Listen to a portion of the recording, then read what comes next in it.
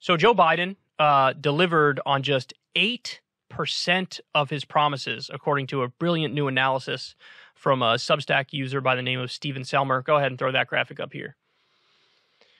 So the top chart on the left shows Biden's job approval rating. And what you can see there is as when Joe Biden cut people $1,400 checks, his approval rating was phenomenally high.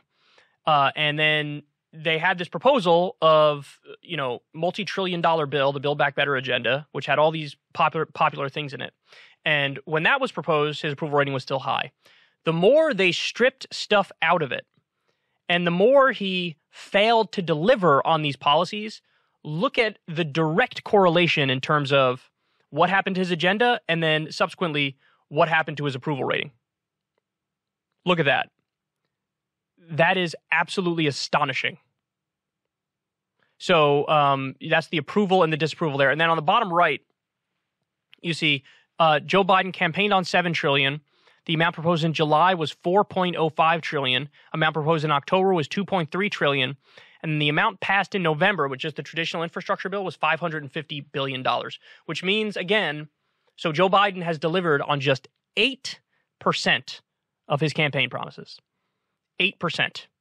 Now, by the way, there's another analysis from, I believe, David Dayen over at the American Prospect, and he found that I think he tracked 77 different executive orders that Biden could do anytime he wants that are really important pieces of I would say legislation. I don't know if executive orders are considered legislation, but very important policy decisions he could make and implement on his own.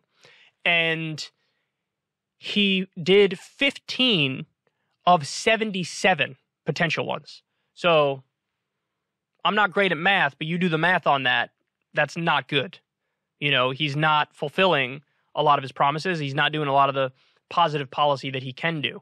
So, look, the takeaway from this segment is as simple could be. If you actually delivered on the stuff you said you wanted to deliver on, you'd have a high approval rating. And if you don't deliver on it, you're going to be punished massively in the polls. And that's exactly what's happening. Now, we talked about it when it was 38%. Now there was a new poll that came out. He's all the way down to 36%. So, you fucked around and you found out. If you said you're going to do X, Y, and Z, do X, Y, and Z. Now, look, I'm a fair dude. I'll give you credit when you get something right. I've talked about it more than anybody else. Right to repair. Joe Biden did that. It used to be the case that farmers would have to go to John Deere to get something fixed. They couldn't even fix it on their own. He signed an executive order on right to repair so farmers can fix their own stuff. He did the $15 minimum wage for federal government employees and federal government contractors, which affects about 400,000 workers. That's a positive thing. Pulled out of Afghanistan. That's a positive thing. I'll give credit where it's due. I'm fair. But outside of that, what do we got? Beep, beep, beep, beep, beep, beep. You got the $1,400 checks. Wonderful. But you said $2,000, so I was kind of weaselly. And then now we're talking about only a tiny amount of what he promised. You got the traditional infrastructure bill through, but we're waiting on the Build Back Better agenda, which has been watered down on top of being watered down on top of being watered down. What the hell, man? What the hell?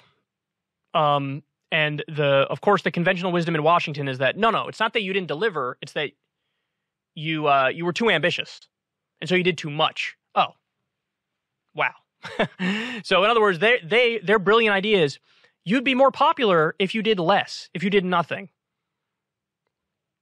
I don't know how these people exist and how they have jobs in politics.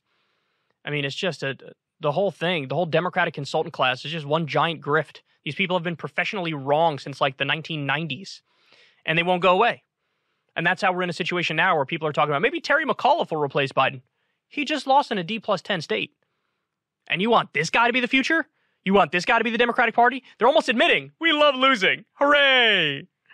I'm Joe Biden. I'd love delivering on 8% of my agenda. And how does Biden respond to his poll numbers right now? He goes, it's okay, because poll numbers, they go up and down. They go up and down. So, in other words, he views it as like a natural phenomenon. That's how you think of it? It's just a natural, it just happens. Sometimes people like you, sometimes they don't like you. Totally disconnected from what you're actually doing. They go up and down. That's not how it works, Joe. That's not even close to how it works. But maybe that's his coping mechanism. Either way, great work there by Steven Selmer. And you want that number to go up? Deliver on more. If you want to see me and Crystal Ball interview legends like Noam Chomsky, Cornel West, and more, subscribe to Crystal Kyle and Friends on Substack. $5 a month gets you the video version a day early. Remember, we take 0 ad dollars for this podcast. Or you can sign up on Substack for free and get the audio version a day later. Link in the video description box below.